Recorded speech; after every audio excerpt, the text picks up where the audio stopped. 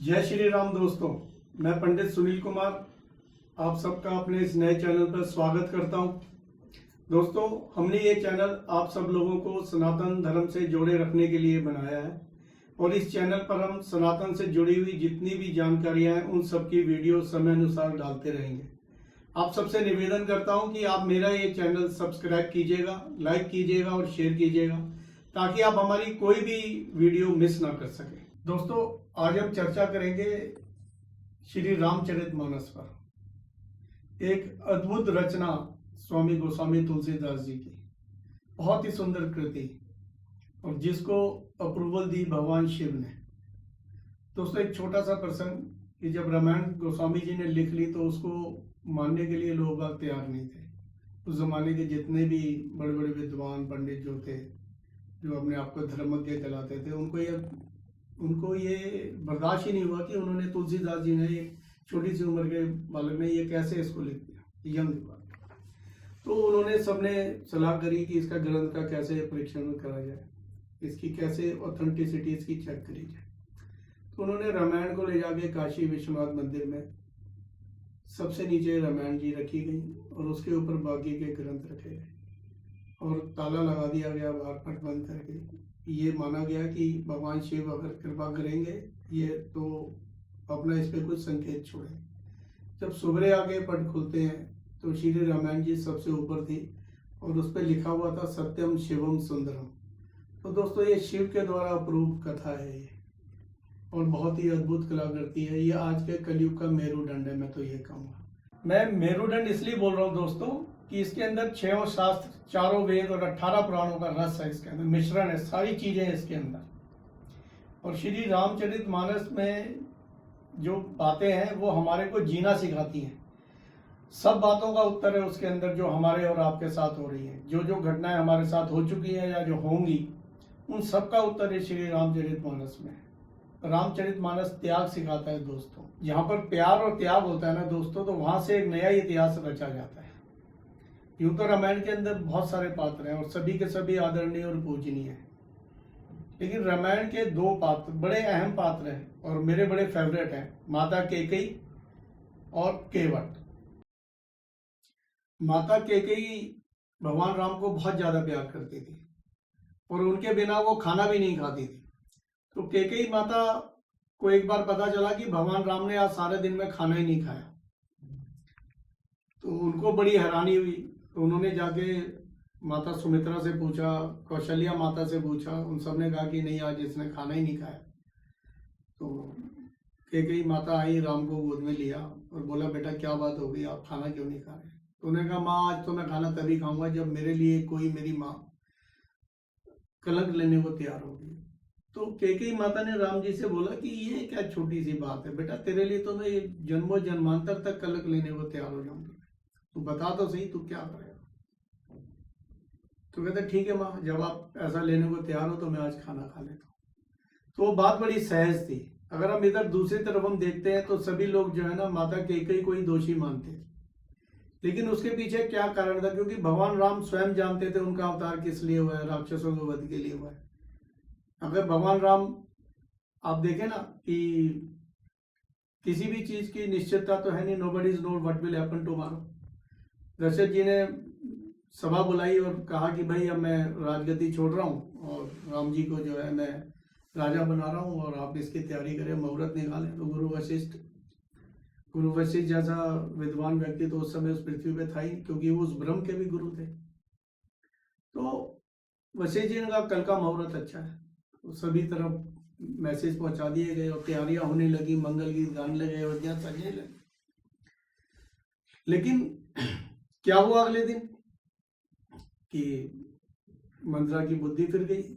देवताओं को लगा कि यार भगवान राम जो है राजा बन जाएंगे तो ये तो बड़ा गड़बड़ हो जाएगा, राक्षसों को कैसे मानेगा, ऋषि मुनि जंगल में यज्ञ नहीं कर पा रहे, तपस्या नहीं कर पा रहे। तो उन्होंने जाके सरस्वती माता से प्रार्थना करी और सरस्वती माता ने मंत्रा की जो है बुद्धि फेर दी। मंत्रा ने वहां जाके उनको भड़काया, वो सबको विदित। लेकिन आप ये देखिए, इसमें सहजता देखिए कि अगले दिन जब भगवान जाते हैं वहां पे मिलने के लिए तो उनको बुलवाया जाता है कि दशरथ जी बुला रहे हैं। तो जाके देखते हैं कि दशरथ जी तो अपने महल में नहीं है, तो वहां से पता चलता है कि कल से ही नहीं आए, वो केके के महल में। तो केके के महल में जाके देखते हैं कि पूरा अंधकार सा छाया हुआ है, एक कोने में थोड़ी सी रोशनी है। दशरथ जी बहुत परेशान है, लेटे हुए हैं, तबीयत उनकी ठीक नहीं लग रही। भगवान आके प्रणाम करते हुए केके माता को प्रणाम करते हैं। तो दशरथ जी बहुत ही चाहते हुए उनसे बोलते हैं कि बेटा आपको 14 साल के लिए वनवास जाना, तो आपको वनवास जाना पड़ेगा। राम जी कहते हैं ठीक है कोई बात नहीं, जो आ गया। उसके बाद साथ में माता एक ही बोलती है उनको कि ऐसे नहीं, आपको वल्कल वेश धारण करने पड़ेंगे और बिल्कुल वनवासियों की तरह आपको जीवन रहना पड़ेगा। भगवान राम उनसे यही कहते हैं कोई बात नहीं, मैं 14 साल तक जो है मैं वन में ही रहूंगा और किसी शहर में भी नहीं जाऊंगा। और तैयार हो जाते हैं और तैयार होके जो है वो माता कौशल्या से मिलने आते हैं। कौशल्या माता को प्रणाम करते हैं। तो माता कुछ काम कर रही होती है, पीछे मुड़ के देखती है तो भगवान का वल्कल वेश सुने का। ये क्या कहते, तेरा तो आज राज तिलक होना था, तुमने ये राशि कपड़ों की जगह बनवासी क्यों पहने तुमने? तो भगवान ये बोलते हैं कि माँ पिता दीन मोहि कानन राजो, कि मेरे को पिता ने राज तिलक कर दिया, मुझे जो है जंगल का राज मिला है, वन का राज मिला है, मैं वहां का राजा बनूंगा। मैं तो पूछते यहाँ के लिए, तो कहते यहाँ के लिए भरत जी बैठेंगे। तो भगवान उनसे आज्ञा लेके चल देते हैं बिल्कुल सहज। पूरा अयोध्या के अंदर एक शोक का वातावरण छा गया है। दशरथ जी बहुत समझाते हैं, गुरु वशिष्ठ रोकने की कोशिश करते हैं, लेकिन भगवान ने कहा कि आपकी आज्ञा शिरोधार्य। तो आखिर में क्या डिसाइड होता है कि सुमन जी आप इनको रथ पे ले जाओ और 2-3 दिन जंगल में घुमा के इनको फिर वापस ले आना। लेकिन भगवान तो भगवान ही थे, मर्यादा पुरुषोत्तम थे, और पिता का जो है वो आज्ञा जो है उन्होंने शिरोधार्य रखी। तो दोस्तों भगवान चल दिए माता जानकी और लक्ष्मण जी के साथ, सुमन जी के साथ रथ पर बैठ के। अयोध्यावासी बहुत परेशान हुए, बहुत रोकने की कोशिश करी, और कहते हैं इस दृश्य को देखने के लिए देवता भी भूमि पर आ गए थे मनुष्य वेश में। तो अब मैं आपको ये बात बताना चाहता हूं कि केकई माता ने क्या कलंक लिया। देखो, रामायण काल से लेके और आज तक, त्रेता से लेके कलयुग आ गया, आप सब लोगों ने और हमारे बुजुर्गों ने भी अपनी बेटी का नाम किसी ने भी केकई नहीं रखा होगा। ये सबसे बड़ा कलंक है। जो भी होता है, जैसे भी कोई इस बारे में चर्चा होती है, तो सब लोग आज भी जो है केकई माता को जो है दोषी मानते हैं कि उन्होंने वनवास भेज दिया राम जी। लेकिन इसके पीछे भेजने की क्या वजह थी, मैंने एक प्रसंग और भी कहीं पढ़ा था, आपसे शेयर कर रहा हूं मैं। क्योंकि तुलसीदास जी ने रामायण में लिखा है कि नाना भांति राम अवतारा और रामायण सत्य कोट अपारा। नाना भांति भगवान राम का अवतार हुआ है और 100 करोड़ बार से ज्यादा रामायण लिखी गई है। तो ये किसी रामायण का प्रसंग है, मैंने कहीं पढ़ा था इसको। तो वो ये प्रसंग था कि देवासुर संग्राम के बाद दशरथ जी और माता कैकेयी वापस आए। तो दशरथ जी देवताओं की हेल्प करने के लिए जाया करते थे। जब भी देवताओं का असुरों से युद्ध होता था तो वो दशरथ जी को मदद के लिए बुलाते थे। तो दशरथ जी का रथ चलाती थी माता कैकेयी, और माता कैकेयी युद्ध कला में भी बड़ी निपुण थी, तो वो उनको मदद भी करती थी। देवासुर संग्राम के बाद से जब लौट कर आए वहां से स्वर्ग से, तो दशरथ जी से थोड़े दिनों के बाद माता कैकेयी ने बोला कि दशरथ जी से कहा कि चलो कहीं घूम के आते हैं, बड़े दिनों से कहीं हम बाहर नहीं गए। तो दशरथ जी माता कैकेयी को लेकर रथ पे बैठ के तुरंत चल दिए, और बातों बातों में उनको ज्ञात ही नहीं रहा कि उनका रथ जो था वो बाली के राज्य की तरफ चला गया, जहां बाली के राज्य की सीमाएं शुरू हो जाती थी। तो वहां धोखे से बाली ने उनके रथ को रोका, और जो दशरथ जी ने मुकुट पहना हुआ था अपना, उस मुकुट को उतार लिया। तो दशरथ जी ने उससे कहा कि भाई ये ठीक नहीं है और आप हमें हमारा मुकुट दो।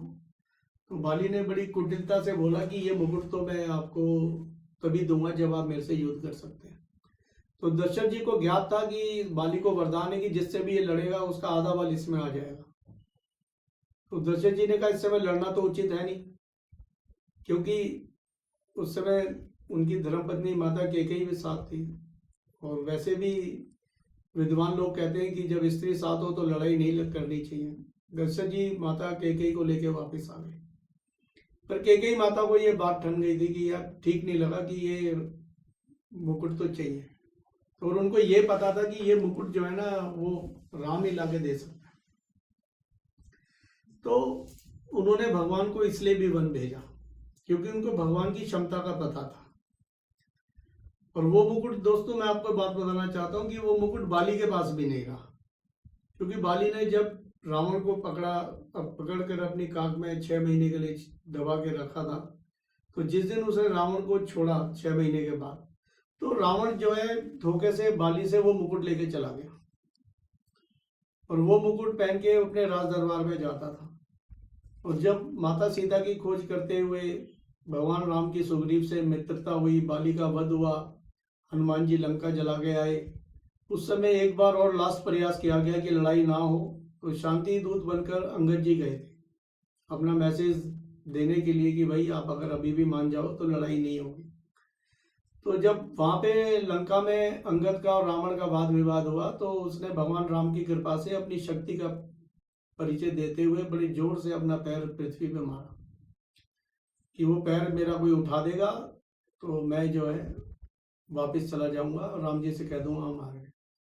तो बड़े बड़े योद्धा सब आए, उन्होंने कोई पैर नहीं उठा पाए थे। जब अंगद जी ने जब पैर मारा पृथ्वी पे, तो पृथ्वी जो है हिल गई और रावण सिंहासन से गिर पड़ा। तो वो जो मुकुट जब रावण का गिरने लगा, तो अंगद जी ने उसको गिरने से पहले ही अपने हाथ में लेकर उसको उछाल के भगवान की तरफ फेंक दिया।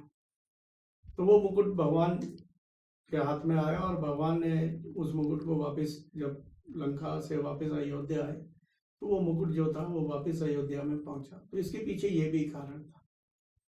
तो दोस्तों आज की वीडियो में इतना ही कहूँगा मैं। कल हम केवट से शुरू करेंगे और फिर मौका लगेगा तो के ऊपर भी बड़ी डिटेल में मैं आपको जो मैंने पढ़ा है और विद्वानों के सत्संग में सुना है वो मैं आपसे शेयर करूँगा।